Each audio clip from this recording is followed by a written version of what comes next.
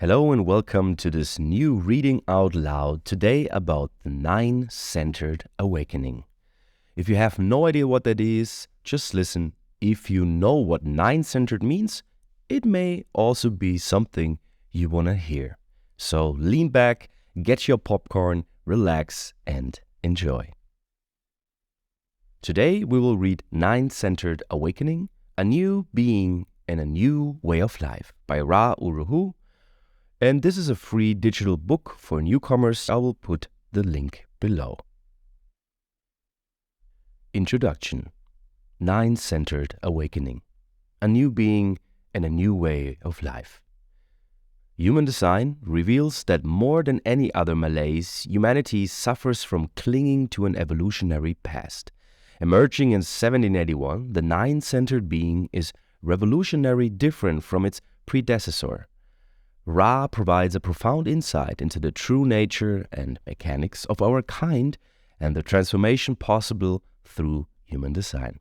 This is a transcript of a free lecture given by Ra on May 4th, 2008. A New Being and a New Way of Life. Hello everyone, welcome to all of you. We live in times that are deeply dynamic. There is an enormous amount going on. It is one of the things that is so self-evident the moment you go deep into the way in which, through human design, you can see the nature of the program, the way we are programmed and the way the program moves.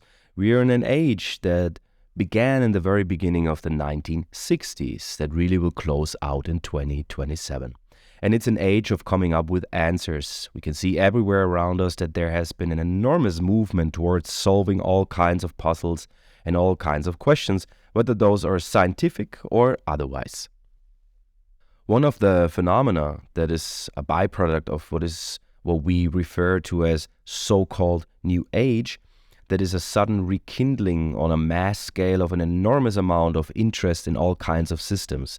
However, one wants to label them.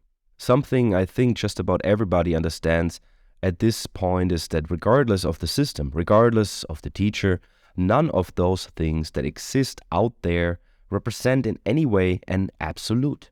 And it doesn't matter whether you're talking about the physical well-being of a human being, in which the solutions for our well-being are generalized, or whether it is the nature of the way in which we operate in terms of the mental plane and are conditioned to operate in very restricted ways. The accuracy of human design. We are constantly being generalized. We look out at the vastness of what is presented in this era as so-called spiritual and the ways to spirituality and all the paths to spirituality. I've been in this movie a long time and every path is interesting, but it doesn't mean they bring you to transformation. They take you on a journey that rarely belongs to you. We have a real dilemma in the nature of the world we live in. It's something I recognized at the very beginning of my process when I was first introducing the sign in the late 1980s at its most primitive level. What struck people, or at least the feedback that I got in that era, was the uncanny accuracy. I don't think you can experience this knowledge without the spooky feeling that the thing that happens to you when you check the transit, or whatever the case may be, there's this uncanny accuracy that is there. Human design, at least in terms of how it was given to me, is an absolute of the Maya. It's an interesting statement. It's an absolute of the Maya. We live in an illusion. This is the way the illusion works. And this uncanny accuracy that people who have experienced other systems, whatever they may be, whether they are allopathic, psychological, or new agey, the reality is that in one way or another, they are always generalized. This is what makes human design so different. Human design is the science of differentiation. Human design has nothing to do with what's general, nothing, absolutely nothing. Human design is about differentiation. It is the science of differentiation. And it is here to be able to align us to what is our unique nature, not what is our generalized postulated conditioned nature. The dilemma in all of this is that it's not that these systems, whatever they may be, whether they are scientific or pseudoscientific, it's not like they're to be blamed for anything or that they're at fault or they're limited or they're wrong, because that's not what I'm saying. What I'm saying is They are connected to this, the Homo sapien. I don't know if you recognize that. It is a graphic illustration of a 7-chakra being. What is indicated here is Homo sapien. That is an old model. One of the most fascinating premises in human design is there was a mutation that took place in 1781. That mutation, by the way, was very much the byproduct of heat, but I don't want to get too deeply into it. But it's everything we now call global warming, all of that initiated at this point. In this transition, we went from being this 7-centered being to being this 9-centered being, the Homo sapien, in Transitus graph on the right side. I will include a self-made graphic. When you use the 7-centered system, let's say astrology, we all know there are relative truths in it. Often those relative truths can be very profound. This is not about astrology being bad, please understand. But there is a generalization to 500 million Sagittarians. It's simply natural that there is going to be the generalization. It is something to really recognize about this inherent accuracy that everybody gets to experience in human design, no matter at what level in the knowledge you go. Whether you go from the surface or you go deep down in the system, what you get is this incredible accuracy because this system is for us. It is about us. It's a no-brainer in that sense, that it gets it right when the others can't. Homo sapien in Transitus.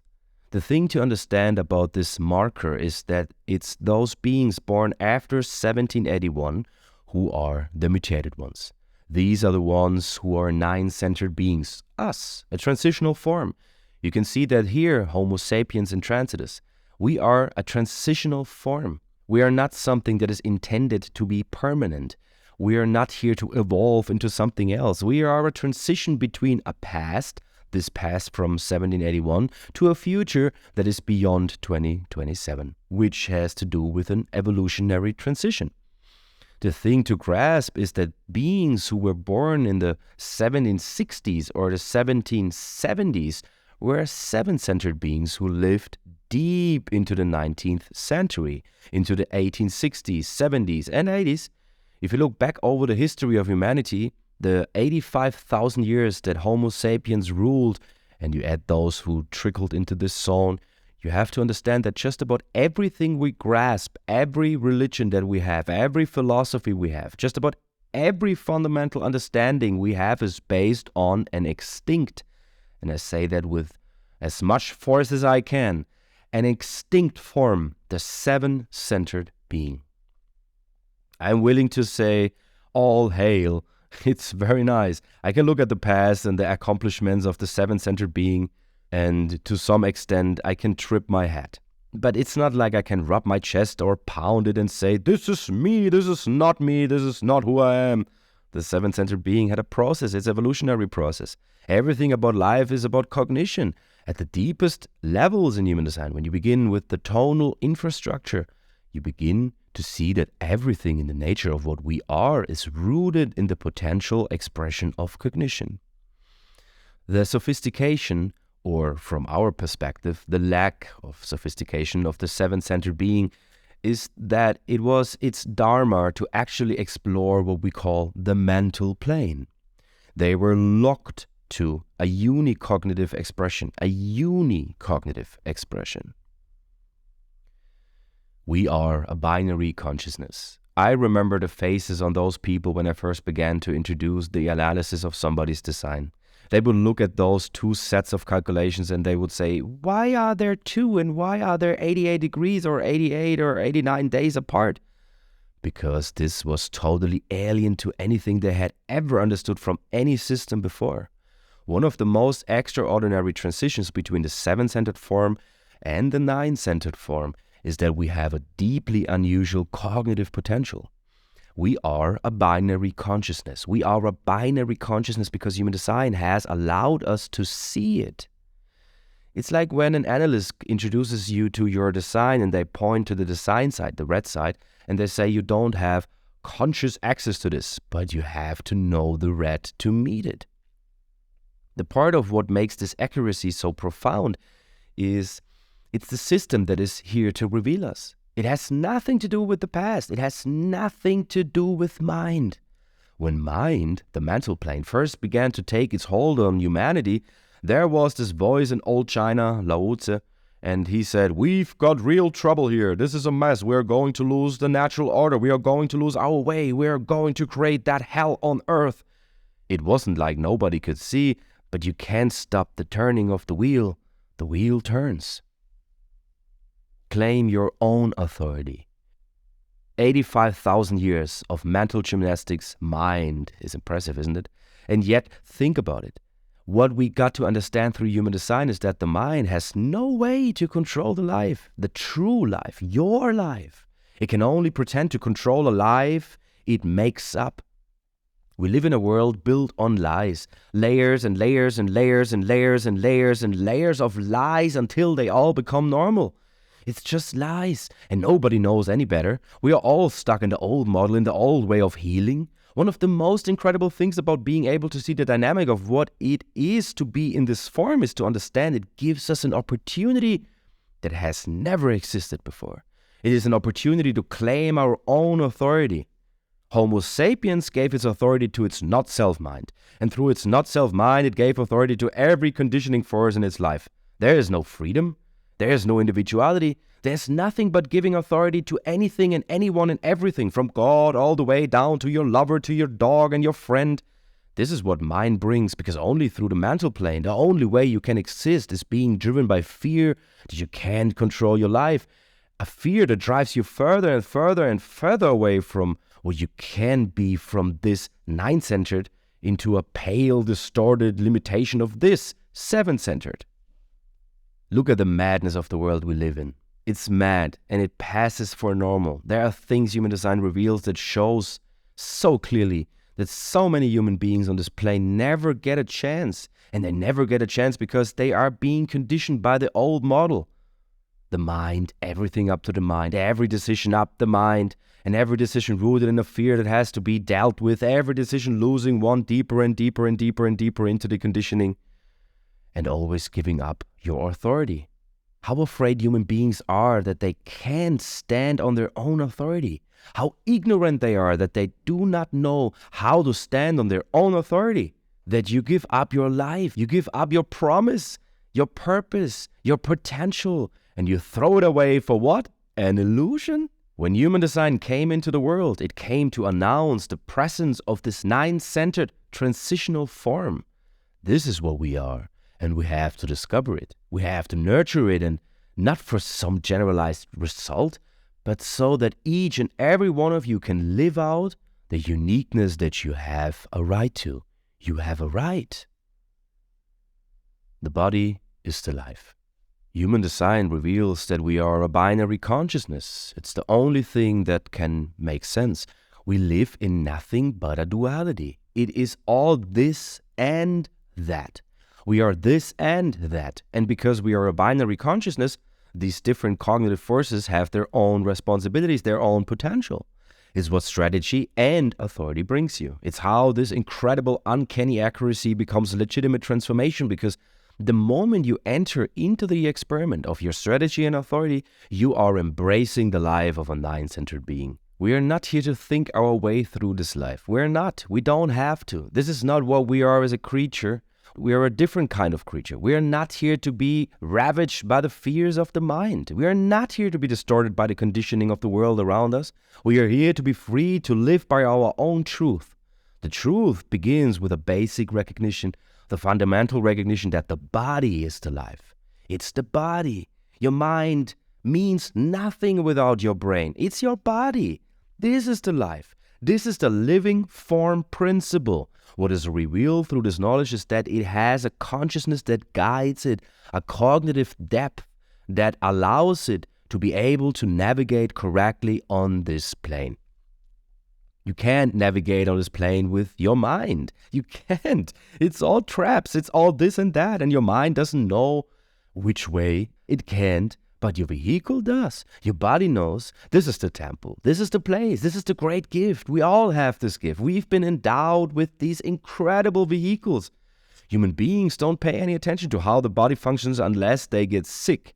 They don't know anything about the millions of neurons firing in order for the most minor activity to take place, paying attention to all of that. Don't wonder about how it actually manages to be what it is. This is a place of extraordinary power. The change that took place in 1781 did more than bring the advent of this night-centered being. It brought a whole change in momentum and the speed of things. It brings us a very, very short window in which we can know, because there is a plan, there is a map, and there is a manual. The most extraordinary thing about this knowledge is that you can lay it out in front of you and it's all there. Trust in your vehicle's consciousness. But you have to trust in your form consciousness, because if you don't let go, if you don't allow your vehicle to run your life, you're lost in the old model. There will be no transformation. There will be no awakening. It's not possible. You cannot get there with your mind. All that stuff you think about, that you think may be important, all of that stuff you ponder about, that this, that, what you think you could, might, should, would, and could do. The insanity of all of that. I know the beauty of the mind. The mind is an incredible thing. I love it deeply, but I only love it because I am at peace with this process of being a nine-centered being, allowing my design, allowing my vehicle's consciousness to guide me, to free me from the burden of this uselessness and stupidity of the mind trying to run the life. What pain it brings. Each indecision, each lack of clarity, each moment of folly, and the prices that everyone pays for them. The thing you do because you think you should. We are stuck in this world, in this model. It's not going to go away. There is no magic wand. This is not messianic knowledge. There is no such thing. There are always a percentage of beings at any time on this plane who have a possibility on their fractal line to be able to meet whatever the possibilities are of their time. It's the grace that is there for you. This possibility to be able to live out the magic of what it is to be this form. Because the moment you surrender to the experiment is the moment you begin to see. How blind human beings are. How unaware they don't see. And you have to be in the right place to see. And the mind doesn't know where that is, can't know where that is, will never know where that is. We cannot rely on mind. We're not the old model. We cannot rely on mind. We're so different. We are so different to the extent that the mind itself has gone through mutation. At the deeper levels of this knowledge, we know the mind has evolved into a binary system that is very different in the way in which its predecessors operated. Half of all the human beings coming into the world now have a receptive consciousness that is new. And yet they are being constantly conditioned from the moment they come into this life by the past, by the old model, by the old philosophies, the old gods and the old moralities. Just because they're dressed up in 21st century clothing doesn't mean they're new. It doesn't. It's like health. Health is one of those areas where everybody at the mundane level has to be concerned about. It's one of the few times they pay attention to their forms. Go into a pharmacy, a drugstore, and look at the things that are on sale there. The mass-produced remedies, generalized remedies that hundreds of millions of beings ingest, creating chemical symmetries. Generalized phenomena. This is not who you are. You're not somebody that particular bottle of that particular kind of remedy is pointed at. It's a bucket of paint. It's just being thrown at the wall, hit or miss. It has nothing to do with us.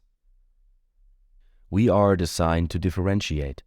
The most astonishing knowledge in human design is the recognition that not simply are we a binary consciousness, but the recognition that we are designed to differentiate.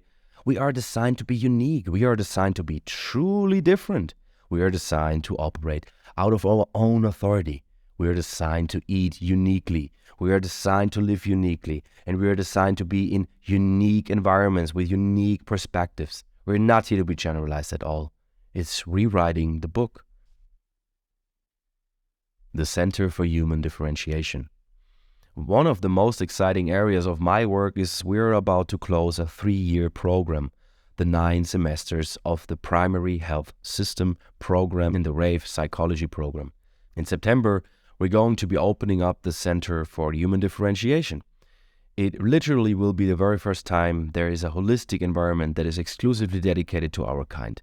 It is the only way, truly, that we are going to find what is the way into well-being and the way to awareness through these forms. We have a map. That's what this knowledge is. It's a map. It lays it all out. I've been teaching for 21 years We've laid out an absolutely enormous amount of information about this knowledge.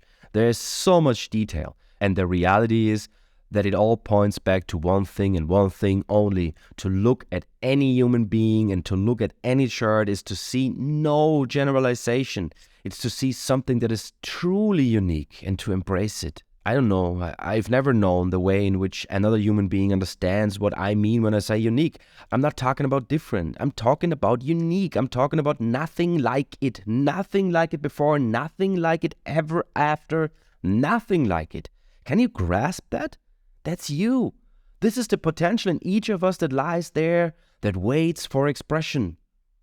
Instead, what do we get?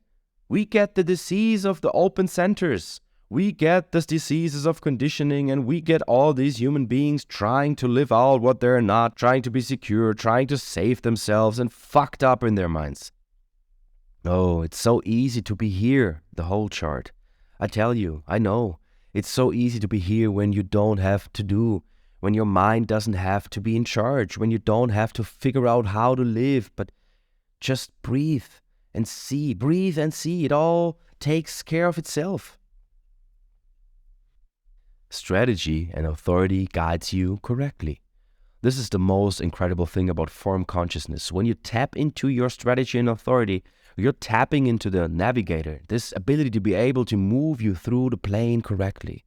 We are objects in space moving, all of us moving, everything is moving. It's a dance, and every decision you make in this life is a navigation. If you make decisions with your mind, you're always lost. You're never, ever in the right place. You can't be, and there's no fulfilling of purpose until you can navigate this plane. It's not about what you think. It's how you live here. Life at its best is the mundane made beautiful. If you're expecting awakening to be a big Hollywood presentation, you're barking up the wrong fantasy. It's not like that. It's about reaching your signature. Every time has a signature. It's about your signature becoming your life. It's about the generator who's truly satisfied. That's about as awake as you can get. And you can only get that through the body. And you can't get there through the mind, only through the body. There's no other way, only through the body.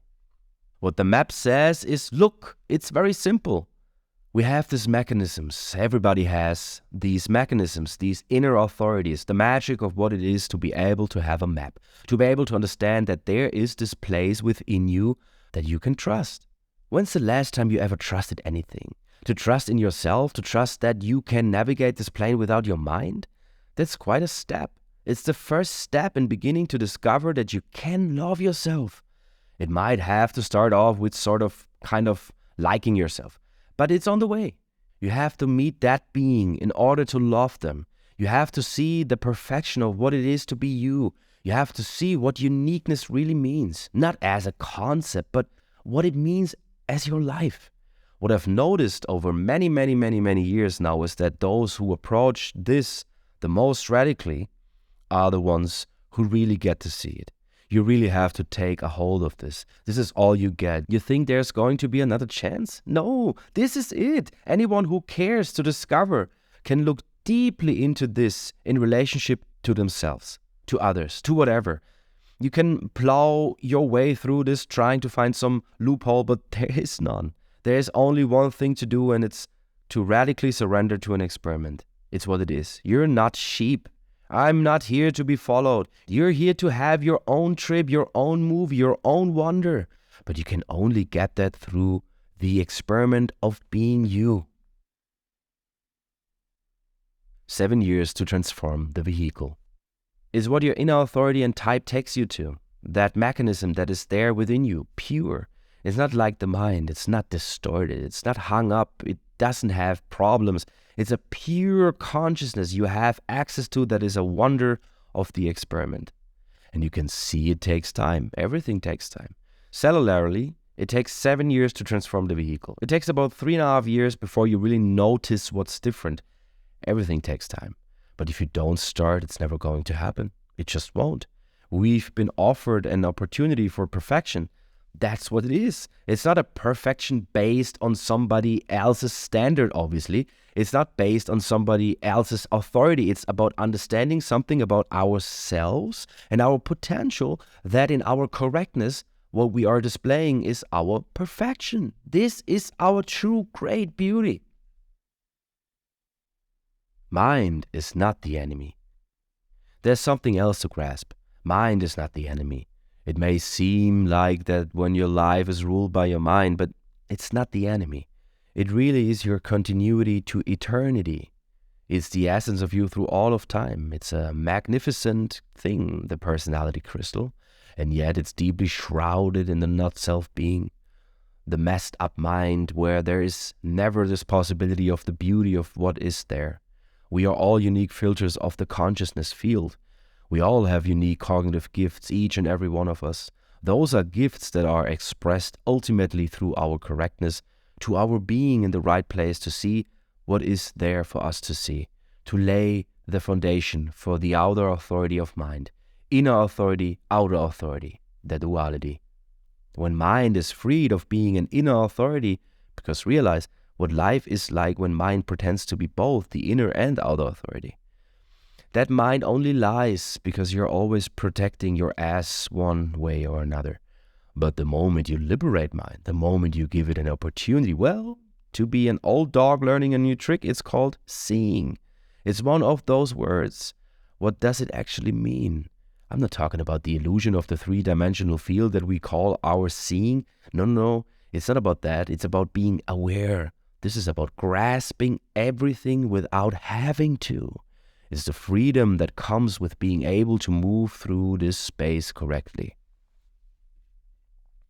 Outer authority of mind.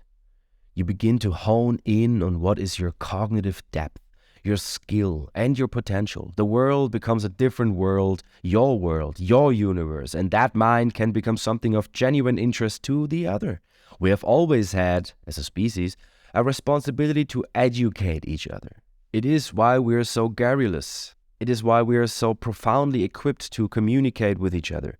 And yet, listen to all the blah, blah, blah, blah we have to put up with in this life. The kinds of things that human beings are constantly saying to each other and about the other and on and on and on and on and on. The chit-chat of the not-self world.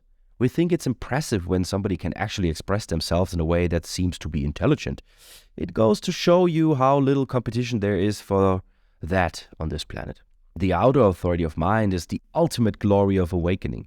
And it's not about what you get yourself. It's about what your unique ability to grasp the experience can mean for somebody else as information. We are here to entertain each other. We are, truly. The outer authority of mind has the potential of being just as sexy as sex. Most of us are bored to death with the other, aren't we? With the same old stuff, same old chit-chat, and same old homogenized perspectives. It's always interesting to hear something different, isn't it? You know that? It's what I wait for in this movie, all of those interesting outer authorities. Each and every one of us in our uniqueness has our own potential of being a value to the other. I am limited in what I can see. I see what I see, but there is so much that I don't see. There are so many entertaining things that one could imagine. I don't know. I wait. It is a great challenge to release the outer authority of the mind. It's the greatest challenge of all in this process. And yet, it all goes back to the beginning. It all goes back to the foundation. It all goes back to the simple, simple, simple. It's just strategy and authority. There isn't anything else that's going to get you there. There isn't. It's the only thing that will get you there. It's the only thing that can free you. It's the only thing that can align you to where you're intended to be aligned. It is the only thing that can open up inside of you the power to discover your own beauty, to embrace it, to love it, to live it, to breathe it, to be without fear, and to stand with your authority. This is the magic. It's not a dream. It's not a fantasy. I'm not a huckster. I'm a mechanic. It's just mechanics. I already know that. I have enough people in my life who have been through that process where it's very obvious what human design does for a human being. But it doesn't matter if somebody else does it. It only matters when you do it. That's the movie, each and every one of us. Nobody is here to help us. I can't help you to do that. I can't. All I can do is give you some information. That's all you get. Nobody is going to hold your hand. Enlightened selfishness. In the end, nobody really wants you to transform. You remember that. So many can't and never will. They don't like seeing it in others and don't necessarily like seeing them try. It's quite a thing. You have to be selfish. I call it enlightened selfishness. It's not about not caring or loving the other. It has nothing to do with that. It has to do with if you are not correct and if you're not operating the way you're intended to operate, there's nothing you can offer the other. It begins within oneself. You can't expect anything from anyone. It has to be you, just you. It's the way this knowledge works, one human being at a time. We live in times that are truly dynamic, and we can take advantage of it. We have this brief opportunity because it is brief. There isn't that much time in a human life. We moved into these Uranian bodies in 1781, different from the Saturnian body. The nine-centered being lives longer. It needs to. It needs to be able to process a lot of information. It needs a lot of time. Enter into the process correctly, and you will do for your vehicle what it needs to keep it healthy and correct. To give you that opportunity to be able to move through your process, to give you those years you need to be deconditioned, to begin to live as yourself, and to begin to mature into the being you can be. And it's all simple. Human design, learning to make decisions as yourself. If anyone ever asks you what is human design, you tell them it's about learning how to make a decision as yourself. That's all. Truly, this is what this knowledge is about. Please grasp that. Know how to make a decision as yourself.